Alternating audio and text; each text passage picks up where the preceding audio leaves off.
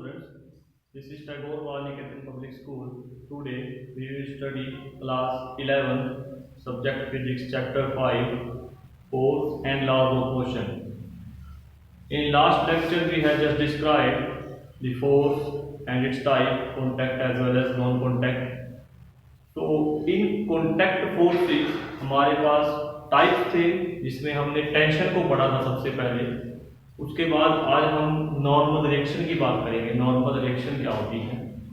तो normal reaction के सबसे पहले मैं एग्जांपल लेता हूँ। एग्जांपल से आप समझ जाओगे। देखिए, ये एक टेबल है, लेट करते हैं ये एक टेबल है और टेबल के ऊपर ये एक रखी है बुक।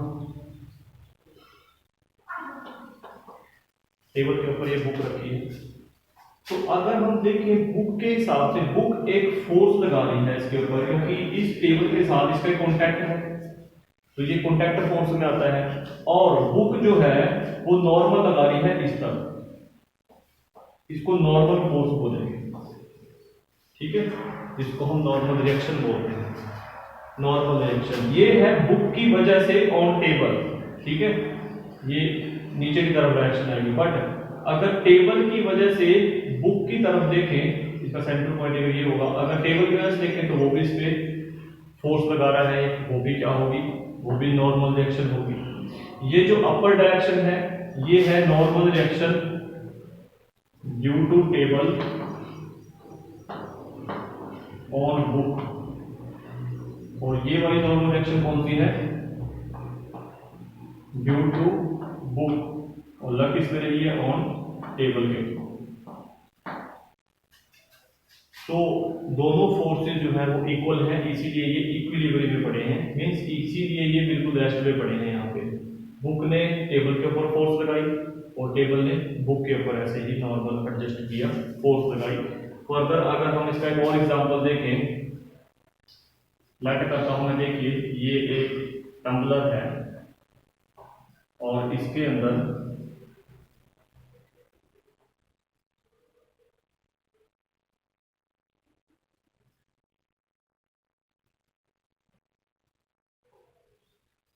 ये ऐसे कोई ऑब्जेक्ट पड़ा है, ये ऑब्जेक्ट पड़ा है इसके अंदर। देखिए, तो ये ऑब्जेक्ट का इस टम्बलर के साथ कॉन्टैक्ट कितने पॉइंट पे है? 1, 2 एंड 3 पॉइंट्स पे इसका कॉन्टैक्ट है। अगर इस पॉइंट पे देखें तो ये जो बॉडी है, ये बॉडी इस सरफेस के ऊपर नॉर्मल लगा रही है, उसकी डायरेक्शन इस तरफ होगी। अगर इस अटेंसिल की देखें हम इस बॉडी के ऊपर, तो ये नॉर्मल रिएक्शन इस तरफ होगी। मींस परपेंडिकुलर ही लेना है आपने। नॉर्मल का मतलब क्या होता है? 90 डिग्री के एंगल पे, परपेंडिकुलर पे। तो परपेंडिकुलर फोर्स जो है ये इस सरफेस से लगाएगा और ये सरफेस इसके ऊपर लगाएगा। ऐसे ही इस पॉइंट पे, इस पॉइंट ऑफ कांटेक्ट पे जो ये बॉडी है, मींस ये वाली जो टम्बलर है, ये इस बॉडी के ऊपर लगाएगा नॉर्मल फोर्स, और ये जो बॉडी है इसके ऊपर लगाएगी। ये भी ऐसे होगी नॉर्मल की डायरेक्शन से। अगर देखें इस पॉइंट पे देखें तो इसमें भी कुछ ऐसे ही रहेगा, इस सरफेस की वजह से इस बॉडी के ऊपर और इस बॉडी की वजह से इस सरफेस के ऊपर। Always align itself same in same direction but always align same in magnitude but opposite in direction. Magnitude same होगा बट डायरेक्शन क्या होगी? अपोजिट। वेयर अगर हम इसका वेट देखें तो वेट किस तरफ जा रहा है? इस तरफ। वेट जो है वो नीचे की तरफ जा रहा है। इसको आप नीचे और भी निकाल सकते हैं ऐसे, W वेट, या फिर आप इसको mg भी बोल सकते हैं, मास इनटू ग्रेविटी, क्योंकि W is equal to mg होता है। तो ये नॉर्मल रिएक्शन है। अभी हम क्या कर रहे हैं? देखिए, सिर्फ टॉपिक समझ रहे हैं। फर्दर हम इसके न्यूमेरिकल भी करेंगे। जब न्यूमेरिकल करेंगे तब बिल्कुल क्लियर हो जाएगा ये टॉपिक। तो हम क्या करेंगे? फ्री बॉडी डायग्राम जो है वो तैयार करते हैं। फ्री बॉडी डायग्राम, अगर फ्री बॉडी डायग्राम देखें,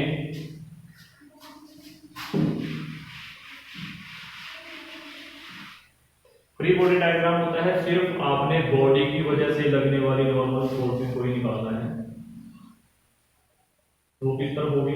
ये, ठीक है, एक होगी इस तरफ और एक होगी इस तरफ। अगर ये n है तो इसको हम n1 लेंगे और इसको n2 लेंगे।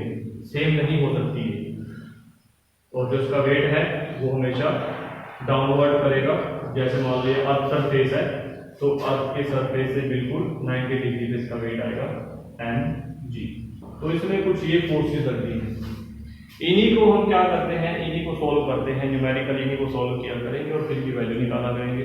तो हमें कंडीशंस दी होंगी, अलग अलग कंडीशन दी होंगी और कंडीशन के अकॉर्डिंग हम इसको सॉल्व करेंगे। कॉन्टैक्ट का ये सेकंड टाइप था। कॉन्टैक्ट में कॉन्टैक्ट फोर्सेस का एक थर्ड टाइप है जिसको हम स्प्रिंग फोर्स बोलते हैं। स्प्रिंग फोर्स, स्प्रिंग फोर्स इसका मैंने आपको थोड़ा सा बताया भी था स्प्रिंग फोर्स के बारे में, तो आज थोड़ा सा और डिस्क्राइब कर देते हैं स्प्रिंग फोर्स को। लेट करते हैं ये एक रिजिड सपोर्ट है जो हिल नहीं सकती जैसे वॉल है, और इसके साथ एक स्प्रिंग को बांधा हुआ है ऐसे। ये नॉर्मल है, नॉर्मल स्प्रिंग मतलब इसको बांध दिया स्प्रिंग को जस्ट ऐसे। अब क्या करते हैं, इसको खींचते हैं। खींचना मतलब यहाँ से इसको एक्सटेंड करते हैं, बढ़ाते हैं, मतलब ये इसकी पोजीशन थी ऐसे, और इसको बढ़ाने के बाद ये खुल जाता है और ये यहाँ तक आ जाता है। मींस इसमें जो एलोमेशन हो गई है वो हो गई है x। इतना डिस्टेंस हमने बढ़ा दिया, इसका खींच दिया इसको। अब इसमें एक फोर्स रिस्टोर हो जाती है ऑटोमेटिक। क्यों? क्योंकि अगर हम यहाँ पे हाथ रख के देखें या किसी ऑब्जेक्ट को रख के देखें और यहाँ पे हम चीज को बांध दें तो वो उसके ऊपर फोर्स लगाएगी, बड़ी जबरदस्त फोर्स लगेगी इसके ऊपर ऐसे, तो वो इस डायरेक्शन में आएगी। मीन्स हमने क्या किया, एक्स को इस तरफ बढ़ाया और फोर्स जो है वो इस तरफ लगेगी, तो ये क्या होगी, दोनों डायरेक्शन क्या होगी, अपोजिट होगी। अपोजिट फोर्स जो है वो जिस डायरेक्शन की तरफ बढ़ाते हैं उसकी अपोजिट होती है और ये डायरेक्टली प्रोपोर्शनल भी होती है। तो अगर हम इसको लिखें तो ये माइनस के एक्स आता है। ये के क्या होता है, spring constant, spring constant, spring constant बोलते हैं इसके को, where x is elongation in the spring from its original length. जहां से ओरिजिनल लेंथ है वहां से कितनी एलोमेशन कर दी हमने, कितना बढ़ा दिया है वो। और माइनस साइन क्या शो करता है, माइनस साइन ये शो करता है कि जो फोर्स लगेगी और जिस तरफ बढ़ाया है ये दोनों अपोजिट हैं, ये दोनों अपोजिट हैं। हमने इस तरफ बढ़ा दिया बट फोर्स इस तरफ लगेगी, इसलिए माइनस साइन। इस लॉ को बोलते हैं Hooke's law, Hooke's law important है, स्प्रिंग फोर्स के लिए दिया हुआ है हुक्स लॉ, जिसमें इसने ये कहा था कि अगर हम किसी स्प्रिंग को खींचते हैं तो जितनी उसकी एलोमेशन होती है उसके डायरेक्टली प्रोपोर्शनल फोर्स आती है, but opposite in direction.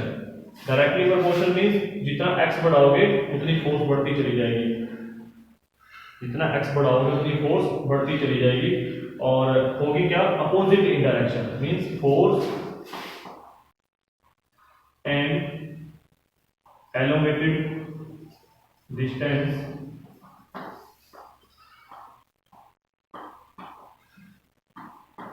are opposite to each other। दोनों एक दूसरे से अपोजिट हैं, जिस तरफ हम बढ़ा देते हैं उसी डिस्टेंस को हम एक्स बोलते हैं। अगर दूसरा एग्जांपल इसका एक और लेते हैं, क्योंकि सिचुएशन दोनों हो सकती है। लेट करते हैं ये एक स्प्रिंग है, यहाँ तक का है, और इसको दबा दिया यहाँ से ऐसे ऐसे करके इसको यहाँ तक ले आए, यहाँ तक ले आए, तो इसको इस तरफ दबाया तो ये डिस्टेंस हमने कितना कवर किया, x का। जब यहाँ दबाएंगे उसको छोड़ेंगे तो इस तरफ जाएगा, मींस इसमें फोर्स जो है रिस्टोरिंग वो किस तरफ जाएगी, इस तरफ। अब भी देख लीजिए आप, बिल्कुल क्या है, ये भी अपोजिट है एक दूसरे की। मींस जिस तरफ दबाया वो डिस्टेंस इस तरफ कवर किया और फोर्स दबाएगा उस तरफ, तो यहाँ पे हुक्स लॉ एप्लीकेबल है। तो हुक्स लॉ जो है ये दोनों प्रॉपर्टीज के लिए है। ये रिजिड सपोर्ट में ये लगा देते हैं, ऐसे से शो हो जाता है कि रिजिड सपोर्ट है जो हिलती नहीं है। तो यहां से हुक्स लॉ इसके लिए भी एप्लीकेबल है। तो ये दोनों कंडीशन के लिए ये लॉ है कि फोर्स जो है रिस्टोरिंग फोर्स वो किस पे डायरेक्टली डिपेंड करती है, एक्स डिस्टेंस पे डिपेंड करती है, वेयर एक्स इज एलोमेटेड डिस्टेंस भी हो सकता है या आप इसको डीफॉर्मिंग भी बोल सकते हैं। मींस इसको डीफॉर्म कर दिया है हमने किसी की डायरेक्शन में, जिस तरफ से स्प्रिंग रिजिड बॉडी पे लगाया हुआ है उसी तरफ इसको बढ़ा दिया हमने। क्लियर है पॉइंट ये? तो इसलिए इसको बोल दिया F is equal to minus K X. और यदि F is equal to minus K X जो है बहुत से न्यूमेरिकल में यूज होगा, के फिर ए इज सप्रीम कांस्टेंट है, माइनस साइन आप समझ ही गए हो कि एफ और एक्स की डायरेक्शन जो है ये अपोजिट होती है। तो इसी फोर्स को हम क्या बोलते हैं, स्प्रिंग फोर्स। ये स्प्रिंग की फोर्स होती है, खींचने से और दबाने से ऑटोमेटिक उसमें रिस्टोर हो जाती है, इसी को स्प्रिंग फोर्स बोलते हैं। नेक्स्ट जो है टॉपिक हम नेक्स्ट लेक्चर में करेंगे, ठीक है। तब के लिए आप इसको तैयार करो अच्छे से और इसकी रीडिंग लेके एक बार लर्न करो। Okay, thank you.